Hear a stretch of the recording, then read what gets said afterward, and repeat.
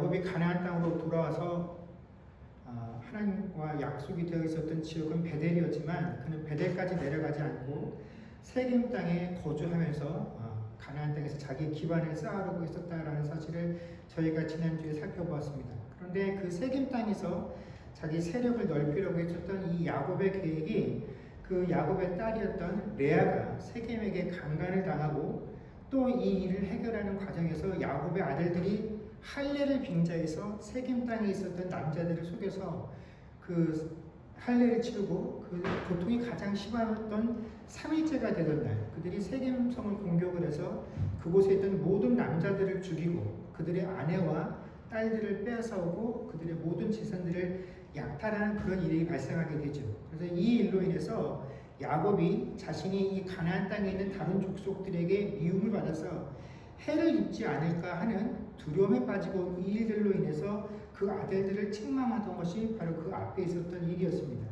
바로 이러한 상황 속에 처해 있을 때 하나님께서 야곱을 찾아오셔서 그에게 뭐라고 요구하시냐면 베델로 올라가서 거기 거주하며 하나님께 제단을 쌓으라라고 명을 하셨다라는 것입니다. 여러분, 이 베델이라는 것은 야곱이 그 어머니의 복중에 있을 때부터 그가 하나님께 택함을 받은 자이었음에도 불구하고 실제로 그가 태어나서 자라나는 내도록 그는 하나님과 인격적인 만남을 갖지는 못했습니다. 그럼에도 불구하고 하나님의 뜻이 자기에게 향하고 있다는 그 사실을 알고 있었기 때문에 그는 어떻게 하든지 하나님의 뜻을 이루어주는 삶을 살기를 원했으나 그 방법이 하나님께서 원하시는 방법이 아니라 인간적인 자신의 경험들과 자신의 방법들을 통하여 하나님의 뜻을 이루려 했었기 때문에 이 하나님의 뜻을 인간의 방법으로 이루려고 했던 이 야곱의 방법들이 많은 문제들을 일으켜내게 되었고 결국은 아버지와 형을 속여서 이 장자의 권리를 뺏는 그런 방법을 선택하게 되죠. 이 일로 인해서 형의 노여움을 사게 되고 아버지와 형의 저주를 피해서 바단 아람으로 도망을 가게 됩니다. 근데 그 도망을 가던 과정 중에 그는 굳이 이 베델 지역을 통과하면서 이 베델에서 하나님을 만나게 되죠. 그리고 다시 한번 하나님을 통해서 자기 자신을 향한 하나님의 뜻과 계획이 어떠한 것이다라는 것들을 다시 한번 확인하는 그런 놀라운 은혜들을 이 베델에서 경험을 하게 됩니다. 그렇기 때문에 야곱에게 있어서 이 베델이라는 곳은 아주 특별한 장소죠. 우리 많은 신자들 중에서 이 신앙생활을 하면서 이런 분들이 있습니다. 내가 신앙생활을 하는 동안에 어떤 특별한 은혜를 체험했던 장소들, 특별한 경험을 했었던 그 장소들에 중요한 의미를 부여하는 분들이 있죠. 어떤 거냐면 이런 것들입니다. 내가 신앙생활 초창기에 혹은 신앙생활 하다가 어느 기도원을 방문했다가 거기서 은혜를 체험하게 되면 또 어떤 분의 인도를 받아서 그곳에서 하나님이 더 깊은 체험을 하게 되면 사람들은 그 장소, 내가 은혜를 경험했던 특별한 인사를 만났던 그 장소, 그것들을 나에게 인도해 주었던 통로가 되었던 사람들을 깊이 의지하는 경향들이 생긴다라는 것입니다. 그래서 그때 받았던 그 특별한 은혜의 감정들이 내 기억 속에 남아있기 때문에 내가 신앙생활을 하다가 어떤 어려움들이 생기게 될 때, 또 어떤 중요한 결단을 내려야 되게 될 때는 내가 그곳에 가서 다시 한번 하나님을 만나는 그런 일들을 경험하고자 은혜를 받았던 그 장소, 그 사람들을 찾게 된다라는 것입니다.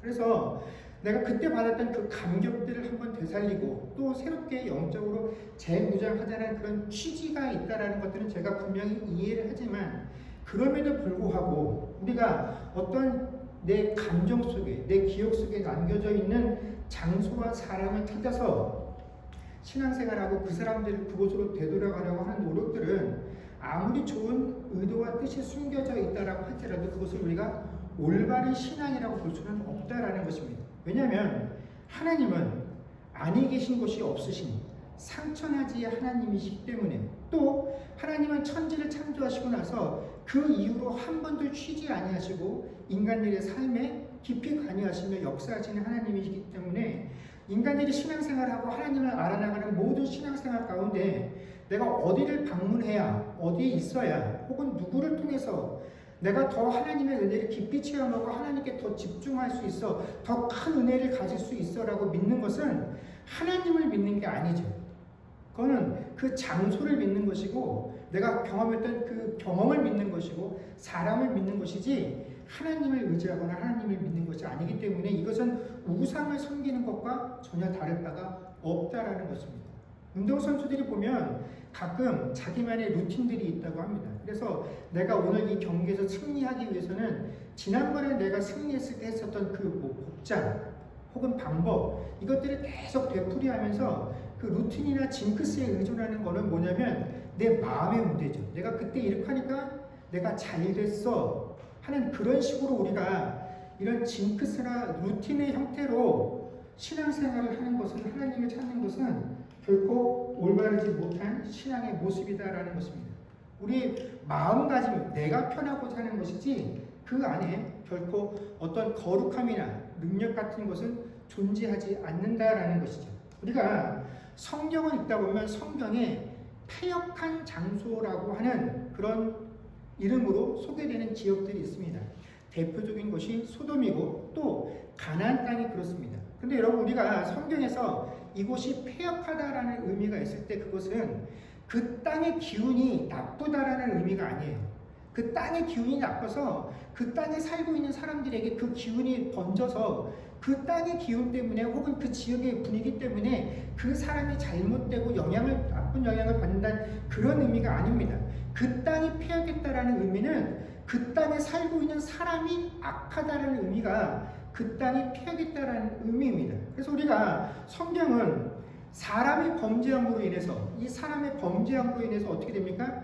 인간의 타락 때문에 하나님께서 만드신 모든 피조 세계가 어떻게 해요?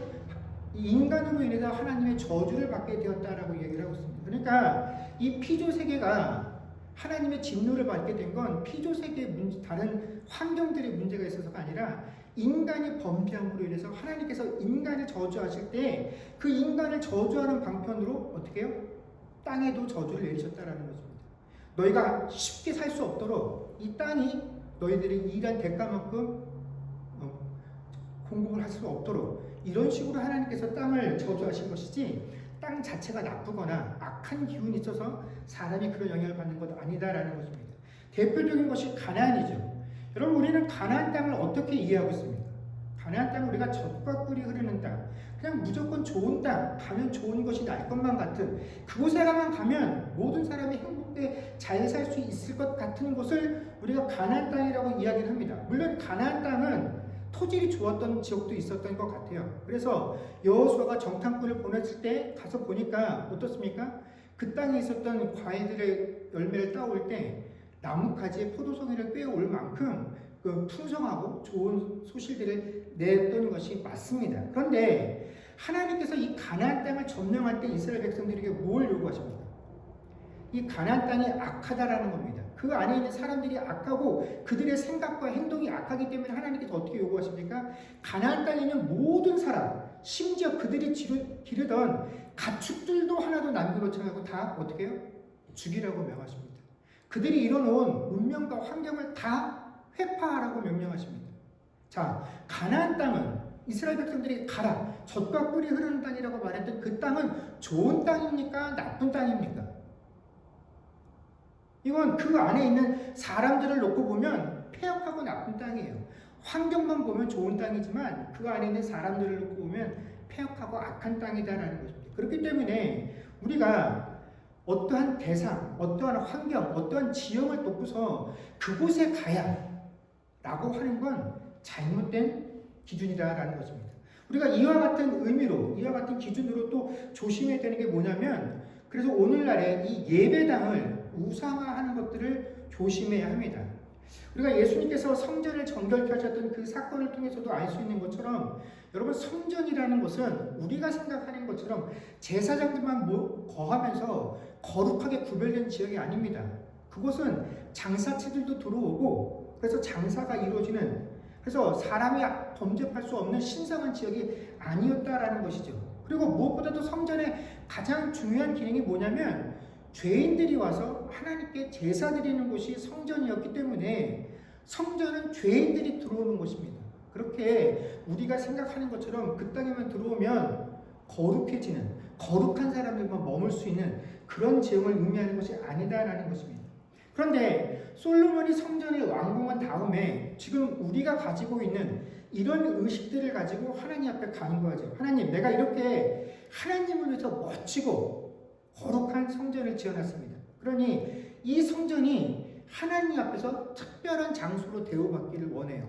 어떻게 대우를 받기 원하냐면 누구라도 죄 지은 사람이 여기 들어오면 그 사람이 깨끗해지길 원합니다. 누구라도 여기 들어와서 하나님께 기도하면 하나님께서 그 기도를 다 들어주시는 그런 장소, 그런 공간이 되기를 원합니다라고 하나님께 청했는데 하나님께서 뭐라고 하셨냐면 내가 네 청을 들어줄 수 없다라고 말씀하시죠. 오히려 네가 이렇게 만들어놓고 화려하고 멋있고 내가 하나님의 영광을 위해서 이곳을 지었고 이곳에 오는 사람마다 기도하면 이렇게 되고 하나님을 만날 수 있는 그런 장소 되기를 원합니다라고 말했지만 너희들이 기도하고 너희들이 만들어 놓은 것과 상관없이 평상시에 내가 너희들에게 만든 그 율법대로 살지 못하면 그 율법에 순종하여 살지 못하면 너희가 이렇게 거창하게 만들어 놓은 이 성전 내가 이방 사람들에게 조롱거리가 되게 만들겠다라고 말씀하시면서 네가 원하는 그런 특별함을 내가 이 성전에 허락해 줄 수 없다라고 말씀하시죠. 그래서 결국 어떻게 됩니까?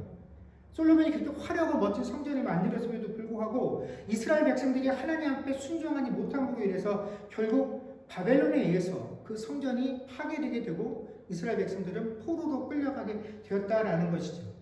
솔로몬은 사람이 내가 만들어 놓은 이 성전에 큰 의미를 두고 그 성전을 사람들이 볼 때 마치 하나님을 대하는 것 같이 이 성전을 대할 수 있기를 원했지만 그건 인간의 바람이지 어떤 장소나 어떤 건물에 하나님의 거룩함을 담아둘 수 있다라고 여기는 것도 또 어디에 가면 하나님의 거룩함들이 제한받아 그렇게 여기는 것 이 모두가 다 잘못된 것이다라는 것입니다.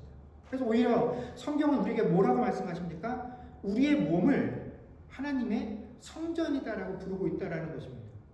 뭐라고 말씀합니까? 너의 몸이 하나님의 전인 것을 알지 못하느냐. 결국 하나님께서 우리에게 성전의 거룩함을 말씀하실 때 이 거룩함이라는 것은 우리가 사용하고 있는 이 건물, 우리가 살고 있는 이 지역에 대한 그 거룩함을 요구하는 것이 아니라 하나님의 자녀된 우리 한 사람 한 사람들이 하나님 앞에서 거룩해야 된다라는 의미인 것입니다. 이것이 성전의 거룩함을 요구하시는 하나님의 참 뜻이다라는 것이죠. 그렇기 때문에 지금 이 세겜 땅에 살고 있으면서 하나님의 뜻대로 살지 못하고 또 자기의 방법대로 이곳에서 하나님께서 주신 약속, 이 가나안 땅에서 충만하고 번성하라고 하는 이 약속을 또 자신의 의지와 방법대로 풀어나가려고 하는 이 야곱에게 하나님께서 뭐라고 요구하시냐면 지금 베델로 올라오라고 말씀하신다라는 것입니다. 그렇기 때문에 하나님께서 야곱에게 베델로 올라오라고 하시는 이 명령의 취지는 야 네가 지금 세상의 탐욕에 찌들어서 세상의 방법대로 살고 있으니 그곳을 떠나서 이 베델로 올라오라고 거룩한 장소로 와서 네가 다시금 깨끗하게 되어라 그런 취지로 이 요구를 하시는 것이 아니다라는 것입니다. 그렇다면 하나님께서 야곱을 향해서 베델로 올라오라고 하신 그 의미가 무엇이냐? 여러분 우리가 서두에서 설명한 것처럼 베델이라는 장소 그 자체가 특별한 것은 아니지만 이 베델이 특별한 이유는 그곳에서 하나님과 야곱 사이에 새로운 언약이 체결되었기 때문에 이 언약이라는 특별한 사건이 있었기 때문에 그 장소가 매우 중요한 것입니다. 그런데 그날에 있었던 그 하나님과 야곱 사이의 이 약속을 이해함에 있어서 하나님과 야곱 사이에 큰 간격이 존재하는 것이 문제다라는 것이죠. 자, 하나님께서 야곱에게 주신 언약의 내용을 우리가 한번 살펴보겠습니다. 창세기 28장 13절에서 15절까지 말씀입니다. 자, 다 같이 읽겠습니다. 시작. 또 본즉 여호와께서 그 위에 서서 이르시되 나는 여호와니 너의 조부 아브라함의 하나님이요 이삭의 하나님이라. 네가 누워있는 땅을 내가 너와 내 자손에게 주리니 내 자손이 땅의 특별같이 되어 내가 서쪽과 동쪽과 북쪽과 남쪽으로 퍼져나갈지며 땅의 모든 족속이 너와 내 자손으로 말미암아 복을 받으리라. 내가 너와 함께 있어 내가 어디로 가든지 너를 지키며 너를 이끌어 이 땅으로 돌아오게 할지라. 내가 내게 허락한 것을 다 이루기까지 너를 떠나지 아니하리라 하신지라. 아멘. 자, 저희가 13절부터 15절까지 쭉 읽느라고 내용을 다 상세하게 우리가 기억하지 못한다 할지라도 이 13절부터 15절까지 하나님께서 야곱에게 주신 이 약속의 내용들의 핵심이 뭔지 아시겠습니까? 이 13절부터 15절 가운데 가장 많이 등장하는 말이 뭐냐면 나라는 말입니다. 하나님께서 나라는 말을 제일 많이 하세요.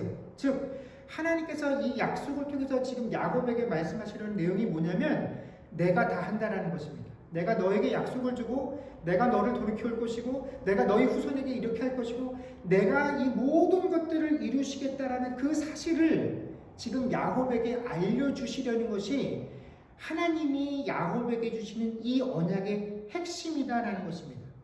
모든 것의 주인이 나야. 내가 이루어 나갈 것이야. 너는 그것을 믿어야 돼 라고 하나님께서 말씀하시는데 야곱은 하나님께서 주시는 이 약속의 내용을 다 듣고 나서 하나님 알겠어요. 그러니까 이런 뜻이죠. 그리고 자기가 받아들인 이 약속을 이렇게 해석을 합니다. 그 이야기가 28장 21절에서 22절입니다. 또 같이 읽겠습니다. 시작.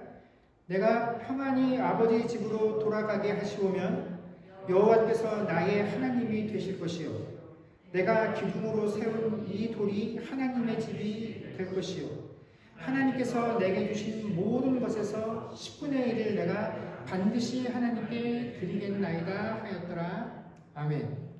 자, 하나님께서는 야곱에게 이 약속을 주실 때 내가 모든 것을 행할 것이야.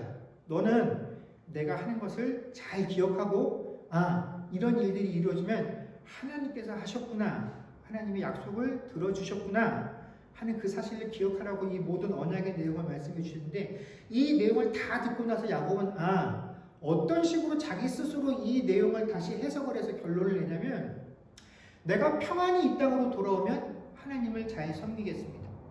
내가 이곳으로 돌아와서 잘 돌아와서 성공하게 되면 그때는 내가 번 것 가지고 하나님께 11조도 드리겠습니다 라고 고백을 했다라는 것입니다.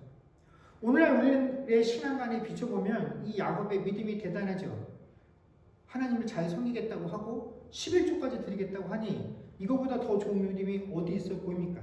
그런데 여러분 야곱의 이 고백을 우리가 자세히 들여다보게 되면 여기에 하나님이 하신 일은 하나도 없어요. 내가 무사히 돌아오게 되면 내가 평안하면 내가 그러면 그때 하나님이 내 하나님이 될 것이고 그러면 내가 하나님께 11조도 드리겠다라는 것입니다. 즉 내가 가지고 있는 내가 지금 하나님께 내건 조건들이 충족이 되었을 때에만 하나님은 내 하나님이고 내가 바라는 이 조건들이 충족되지 않으면 하나님은 내 하나님이 되지 않는 것이고 나는 하나님께 11조도 드리지 않을 겁니다 하고 자기 조건을 다시 하나님께 내어놓은 것이다 라는 것입니다. 그래서 내 조건에 맞아야지만 하나님은 내 하나님이고 그렇지 않으면 하나님하고 나하고는 아무런 관련이 없어요. 근데 이 조건 하나님이 내 하나님이 될 수 있는 그 조건이 뭐냐면 내가 만족을 해야 되는 거예요. 내가 내건 조건이 충족되어야 그렇게 되는 것이지 하나님이 원하는 방법대로 나를 이끌어가지고 하나님이 원하는 기준 속에 나를 이끌어가셔도 내가 만족스럽지 못하면 그건 아무것도 아닌 게 되는 게 지금 이 야곱이 내걸고 있는 약속의 핵심이다라는 것입니다. 그래서 하나님이 내게 하셨던 이 모든 약속들이 이루어졌느냐 그렇지 않았냐 하는 이것을 판별하는 기준이 누구에게 달렸습니까? 야곱에게 달린 거예요. 내가 만족하고 내가 생각해서 좋은 것이어야 하나님이 그때 나를 보호하고 지켜주시고 복주시겠다고 하는 이 약속을 지키신 것이로구나 내가 인정할 것이고 내가 원하는 기준에 하나라도 부족하고 못 미치면 하나님은 내게 약속을 지켜주신 분이 아닌 게 되는 것이다 라는 것입니다. 세겜 땅에 머물고 있는 야곱이 지금 그 모습인 거예요. 하나님이 이곳까지 불러주셔서 하나님의 약속 내가 다시 너를 이곳 가나안으로 데려오겠다고 하는 이 하나님의 약속이 이루어졌음에도 불구하고 그는 하나님이 자신에게 해주신 그 약속은 전쟁하지 않고 내가 만족스럽지 못하기 때문에 여전히 하나님 나의 온전한 하나님이 되지 못하고 있었다라는 것입니다. 세겜 땅에서 하나님께 제사도 드렸어요. 하나님을 하나님이라고 부릅니다. 그런데 그 하나님이 내 기준에 완벽하게 만족스럽지 못하기 때문에 하나님을 내 삶 속에서 참 하나님으로 인정하지 못하고 살고 있었다라는 것입니다. 그래서 오늘 본문에 하나님께서 야곱에게 베델로 올라와 가신 그 이유는 뭐냐면 네가 지금 지저분하고 악하기 때문에 베델이라는 성스럽고 거룩한 곳에 올라서 깨끗해져야 되겠다라는 것이 아니라 베델로 올라오라고 하시는 그 의미는 베델에서 내가 너에게 주었던 그 약속의 내용이 뭔지 네가 한번 똑바로 기억하라라는 것입니다.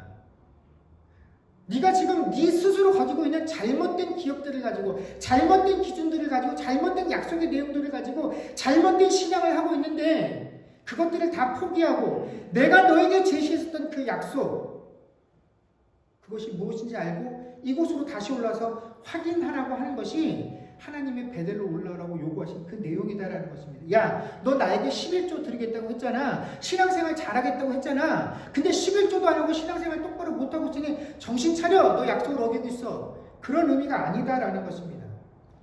베델로 올라오라는 것은 내가 너에게 했던 모든 약속을 다 이루었다라는 사실. 베델에서 내가 너에게 주었던 그 약속을 다 이루었다라는 사실을 그 베델로 올라와서 확인하라는 것입니다. 그래서 베델로 오라라는 이 하나님의 명령을 따를 때에 야곱에게 아주 큰 변화가 생기게 됩니다. 그게 뭐냐면 베델로 올라가는 그 과정에서 야곱의 그 가족들에게 요구하는 내용이 있습니다. 이방 신상들을 버리고 스스로를 정결하게 하며 의복을 바꾸어 입으라라고 명령을 했다라는 것입니다. 여러분 이것은 하나님의 은혜를 입은 사람들에게 나타나는 변화의 모습인 것이지 하나님께 은혜를 받고 복을 받기 위한 조건으로 행해지는 것이 아닙니다. 그러니까 내가 하나님께 복을 받기 위해서 이방 신상을 버리는 것이 아니라 하나님께 은혜를 받아서 하나님만이 나의 참 하나님이시고 내가 하나님만 의지하고 하나님께서 내게 필요한 모든 것을 공급하시는 이르치다라는 걸 내가 참으로 이해하고 고백하고 믿기 때문에 비로소 어떻게 되는 겁니까? 이방 신상을 버리는 것이지 그렇게 못하면 하나님과 이방 신상을 우리는 평생을 같이 가지고 간다라는 것입니다. 여러분 사람이 행위로 자기 자신을 정결케 할 수 없습니다. 자기 스스로를 깨끗게 만들 수 없어요. 여러분 의복을 바꿔 입으라고 해서 깨끗해질 수 있고 변화가 되어질 수 있다고 한다면 여러분 그것만큼 쉬운 일이 어디 있습니까? 그런데 의복을 바꿔 입어서 그런 바깥으로 보이는 형식을 통해서 우리가 우리 내면을 바꿀 수 있다고 한다면 여러분 얼마든지 상황에 따라서 우리는 의복을 바꿔 입을 수 있습니다. 그래서 이것은 우리의 참 변화를 요구하는 것이 아니에요. 그래서 내가 변화되었기 때문에 내 겉으로 보여지는 모습을 바꾸겠다라고 하는 것이지 밖에 보이는 것을 바꿈으로 내가 하나님께 더 은혜를 받고 사랑을 받고 형통함을 얻겠다라는 것은 이루어질 수 없는 일입니다. 그래서 오늘 본문에서 야곱의 변화의 본질이 뭐냐면 바로 그가 이방 신상을 버렸다라는 얘기입니다. 자, 베델로 올라가면서 야곱이 그의 가족들에게 이방 신상을 버리라고 말했다라는 것은 어떠한 상황이냐면 이미 그 가족들이 이방 신상을 소유하고 있었고 그 사실을 야곱도 알고 있었다라는 것입니다. 그런데 야곱이 평상시에 그 이방 신상을 버리라고 가족들에게 이야기하지 않았어요. 그들이 이방 신상을 가지고 있는데 그걸 묵인했다라는 것입니다. 왜 그렇습니까? 하나님도 필요하고 이방 신상도 필요하다라고 여겼기 때문에 그렇습니다. 야곱 스스로가 하나님만 가지고 내가 이 땅에 살 수가 없어.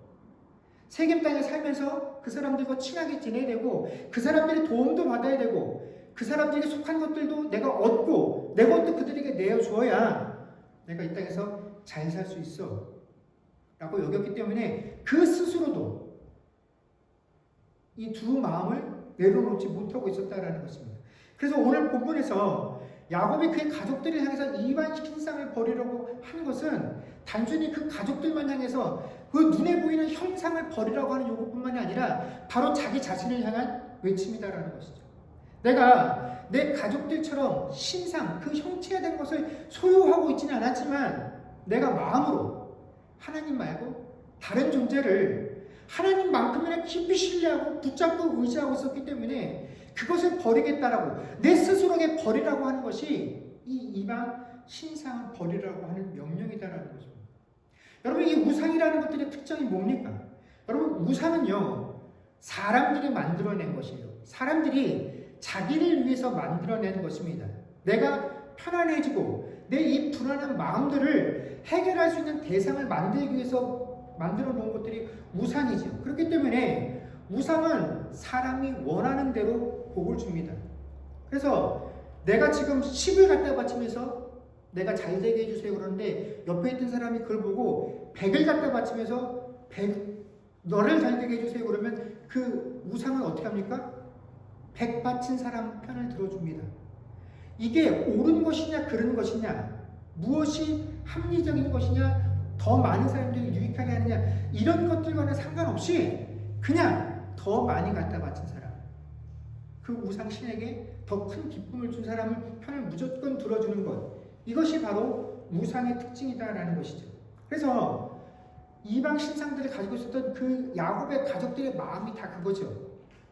어떻게 하든지 이 가나안 땅에 정착하는 동안에 내가 더 잘 되기를 바라는 마음들, 그 마음 하나로 그들이 이방 신상들을 가지고 있었고, 야곱도 그런 마음으로 하나님 앞에 살아가고 있었기 때문에 그 이방 신상들을 가지고 가족들이 살아가고 있음에도 그것들을 비난하지 않고 책망하지 않고 그것들을 용납해 주었다라는 것입니다. 나는 차마 그렇게 못하더라도 너희들의 도움을 통해서 내가 그렇게 되기를 바라는 마음들이 있었기 때문에 그 소유를 묵인해 주었다라는 것입니다. 하나님께서 그를 복중에서부터 택하시고 내가 너를 통해 이 땅에 복을 주고 내가 너희 함께하면 너를 다시 가나안 땅으로 인도해 드릴 것이다라는 이 모든 약속들을 받았음에도 불구하고 또 이 모든 하나님의 행하심들을 경험하고 있음에도 불구하고 결국 야곱은 모든 중요한 순간순간마다 스스로 목표를 정하고 그 목표에 도달하는 방법을 스스로 계획하고 세워나갔기 때문에 그 과정 가운데서 내가 정한 그 목표들을 이루는 것에서 만족감을 누리고 살아가고 있었기 때문에 그 약속들이, 하나님께서 주신 약속들이 이행되어져 가고 있다는 사실들을 어떻게 보지 못한다라는 것입니다.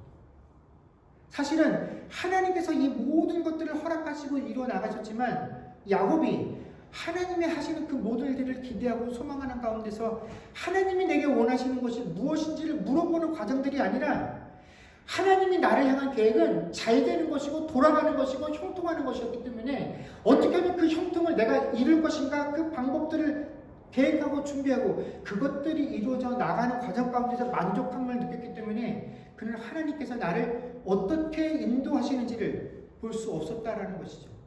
그리고 그 과정 가운데서 온전히 하나님을 신뢰하는 것이 아니라 이 이방 신상들과 함께 그 하나님을 소유해 나갔다라는 것입니다. 그래서 이 이방 신상을 버리라고 가족들이 요구하는 것은 이제부터는 우리가 어떻게 해요?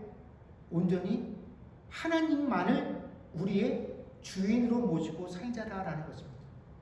내가 이제 이 순간 이후로부터는 하나님만 온전히 내 삶의 주인으로 모시고 살겠다라는 것입니다. 그래서 이방 신상을 버리라고 하는 이 야곱의 요구는 이제야 비로소 내 삶의 주도권이 하나님에게 있다라는 사실을 인정하고 그 삶의 주인의 위치를 바꾸는 고백이 바로 이방 신상을 버리는 것입니다. 내가 그동안에 내 계획과 내 방법대로 행하느라고 내 삶의 주인이 하나님이시고 이 모든 것들을 인도하신 이가 하나님이었다는 사실들을 알지 못하고 보지 못했는데 이제 그동안 내가 의지하고 신뢰하던 그 모든 방법들과 방편들을 내려놓음들을 통해서 이제 내 삶의 주인이 하나님이시고 간섭하시고 이루시는 이가 하나님이시다라는 것, 이 내 삶의 주인을 하나님으로 온전하게 되돌리는 사건이 이방 신상을 버리라고 하는 그 요구다라는 것입니다. 사랑하는 성도 여러분, 우리가 하나님을 믿는다고 하면서도 신앙을 한다라고 말을 하면서도 내 꿈과 내 계획 안에 묶여서 그것들을 이루기 위한 터전이나 방편으로 하나님을 믿고 있다라고 한다면 그것은 이 야곱이 이방 신상을 소유하듯이 하나님을 소유하고 있는 것과 똑같은 것이다라는 것입니다. 우리에게 이런 일들이 근데 실제로 비일비재하고 빈번하게 일어난다는 것입니다. 여러분, 우리가 한번 살아가면서 우리의 모습들을 보십시오. 우리가 힘들고 어려울 때, 정말 낙심되고 절망될 때 여러분을 기쁘게 하는 것들이 무엇입니까? 우리를 흐뭇하게 만드는 것들이 무엇입니까? 내가 힘들고 어려울 때 내 자식들 보면 힘이 나죠. 내 자식들 보면 그들이 잘 되는 것들, 좋은 대학 진학하고 장성해서 좋은 데 취직하고 잘 커가는 모습들 보면 힘들고 어렵다가도 야, 내가 내 자식 크는 거 보면서 내가 위로와 기쁨을 느낀다 라고 해서는 안 된다라는 것입니다. 내 자식들이 우상인 것이에요. 내가 정치와 경제와 사업과 경제적인 것들에 내 마음 뺏겨서 내가 사업을 이렇게 하는데 이 사업이 조금씩 커가는 것들을 보면서 내가 계획하고 준비하는 것이 조금씩 발전하는 이 모습들을 보면서 내가 이루고 싶었던 것들을 조금씩 이루어가는 것들을 보면서 그것을 보면서 내가 힘들었지만 그래도 내 사업이 잘 되는 것에서 내가 기대하고 소망했던 것들이 조금씩 이루어지는 곳에서 만족함을 느끼고 있다라고 한다면 여러분 그것이 이방 신상을 섬기고 있는 이 야곱의 모습과 다를 것이 없다라는 것입니다. 내가 옳다고 믿고 있는 정치 이념이나 도덕적이고 윤리적인 가치들이 내가 원하는 대로 잘 진행되어져 가고 있다고 했을 때 그것들을 보면서 그래 정의는 승리하고 있지 라고 여기면서 이것들을 옳다라고 주장하는데 하나님의 이름과 신앙을 사용하고 있다라고 한다면 여러분 이것이 하나님을 음란하게 섬기고 있는 이방 신상 섬기듯 하는 것과 다를 바가 없다라는 것입니다. 사랑하는 성도 여러분, 내 자녀가 아무리 귀해도 하나님을 내 자녀의 성공과 내 자녀들의 행복을 위해서 존재하는 분으로 만들지 마십시오.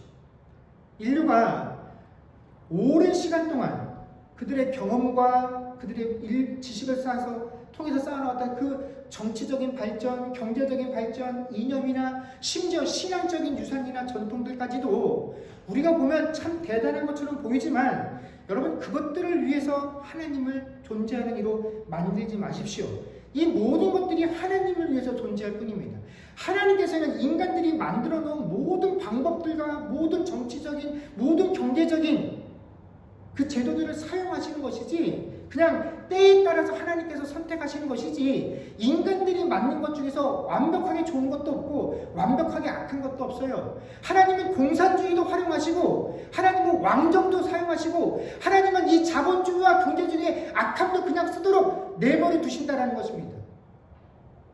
이 모든 것들을 통해서 하나님이 그때그때 하나님의 일들을 이루어 나가시는 것이지 내가 원하는 것들이 이루어졌다라고 해서 하나님이 이것을 좋아하신다라는 식으로 하나님을 그쪽으로 몰고 가지 말라라는 것입니다. 그러면 이건 우리가 하나님을 삶의 주인으로 여기는 것이 아니라 내가 내 삶의 주인이 되어서 하나님을 내가 옳다라고 여기는 것에 갖다 들이미는 이방 신상과 같이 섬기는 모습과 다를 것이 없다라는 것입니다. 그래서 이렇게 야곱의 가족들이 이방 신상들과 그들을 세상 것을 대변하고 있었던 이 귀고리들을 다 내어놓고 땅에 묻고 출발하니까 어떤 일들이 벌어지냐면 하나님께서 사면 고을 사람들을 두렵게 하셔서 그들이 베델로 올라가는 동안에 아무도 이 야곱의 가족들을 공격하지 못하도록 그렇게 하십니다.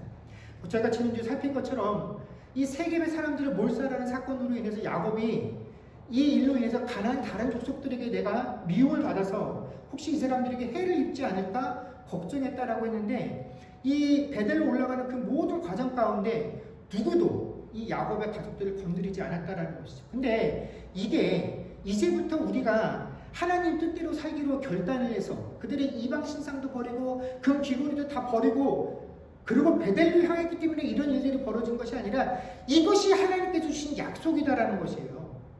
하나님께서 야곱에게 너와 내 자손들을 내가 이곳 베델까지 무사히 데리고 오겠다라는 것.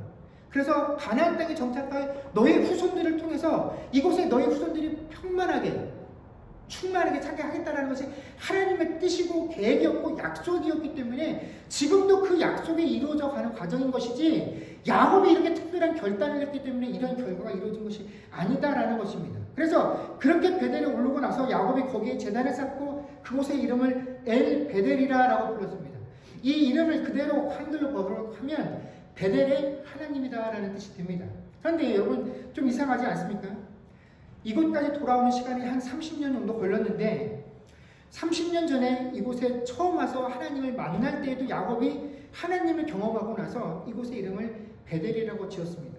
그런데 30년 만에 다시 올라와서 또 그곳의 이름을 엘 베델이라고 이름을 짓지요. 그런데 그때의 이 베델과 지금의 베델에는 큰 차이가 있습니다. 뭐냐면 그곳에서 그가 하나님을 만나고 하나님께서 주시는 약속을 받는 특별한 경험을 했음에도 불구하고 그곳을 떠날 때 이게 하나님의 집이구나 라고 야곱이 그 현상에 대해서는 베델이라고 고백을 했으나 정작 그 마음속에는 내가 이렇게 되어야, 하나님께서 내게 이것들을 들어주셔야만 하나님이 나의 하나님이 되시지, 그 전까지는 여전히 내 삶의 주인은 누굽니까? 나라는 것입니다.